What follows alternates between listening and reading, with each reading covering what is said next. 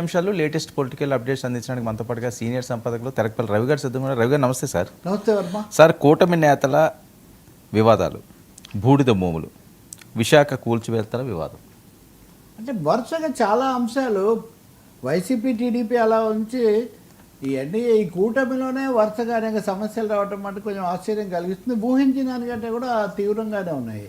మొన్నటికి మొన్న pollution control board PCB అంటే ఇప్పుడు పవన్ కంట్రోల్ బోర్డ్ అని ఎవరో హెడ్డింగ్ పెడుతూ ఉన్నారు. సో ఇదంతా పవన్ చేయలేరు కాబట్టి మేము చేయలేకపోతున్నామని వాళ్ళు అంటున్నారు. ఇవన్నీ బొండా ఉమామహేశ్వరరావు లేవనెత్తడము, దాని మీద ఆయన ఆగ్రహించడం, చంద్రబాబు కూడా ఏదో మందలించడము కాస్త అడగటంతో ఆయన మళ్ళీ సర్దుకుంటూ ఒక ట్వీట్ పెట్టారు. అంటే రెండో వైపును చూస్తే ఈయన ఎవరు మన మైలవరం వసంత కృష్ణ ప్రసాద్, ఆయన అక్కడ బీటీపీఎస్ బూడిద పూర్తిగా టెండర్ పెట్టాడు, తన వాళ్ళతో తీసుకుపోతున్నారు, దీని మీద నేను ధర్నా చేస్తాను అని అక్కడికి బయలుదేరితే మాజీ మంత్రి జోగి రమేష్ను పట్టుకోవడం, ఈయన అక్కడక్కడ తిరిగి ఓడిపోయి మళ్ళీ ఇక్కడికి వచ్చి గొడవ చేస్తున్నాడని ఈయన అనడం, శాసనసభలో వెంటబడి మరీ సమయం తీసుకొని ఆయన చెప్తుంది ఏంటి, ఆయనది కూడా కోరికే.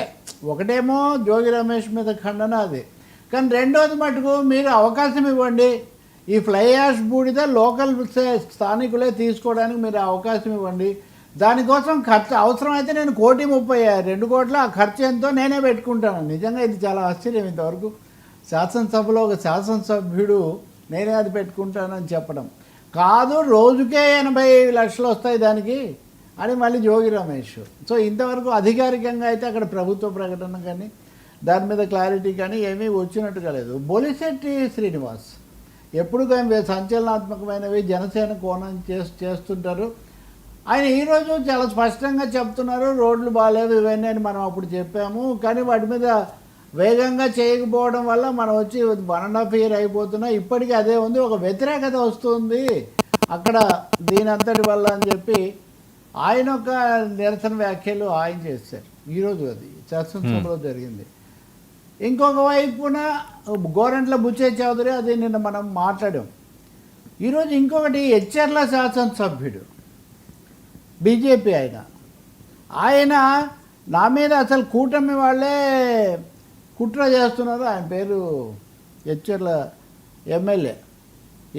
ఎమ్మెల్యే తీవ్ర నిరసన తెలుపుతున్నాడు. నా మీద కూటమి వాళ్ళే కుట్రలు చేస్తున్నారు, వైసీపీ వాళ్ళు చేస్తే నేను ఏమన్నా చేయగలిగే ఈశ్వరరావు వైసీపీ వాళ్ళని ఎదుర్కోవచ్చు కానీ కూటమి వాళ్ళని ఎలా ఎదుర్కోగలను. ఇక్కడ మీరు గుర్తించాల్సింది ఈయన బీజేపీ, జనసేన వాళ్ళు టీడీపీ జనసేన కొంచెం నడుస్తుందంటే అది ఓకే. ఇక్కడ బీజేపీ ఆయన కూడా వచ్చి కూటమి నాయకులే నా మీద కుట్రలు చేస్తున్నారు, దీన్ని ఎదుర్కోవాలి అని ఆయన చెప్తున్నాడు. సో ఇలా మనం చూస్తూ పోతే ఈ లోపల విశాఖలో మనకు తెలుసు ఆయన కార్పొరేటర్ మూర్తి యాదవ్ అంతకుముందు మాట్లాడడము, దాని మీద అయ్యన్న పాత్రుడు కూడా స్పీకర్ కూడా మనస్తాపం చెంది అసలు ఈ విషయం మీద సమగ్రమైన విచారణ జరపండి, ఈ భూములు ఆక్రమించింది ఎవరు అని చెప్పడం ఇదంతా అయింది.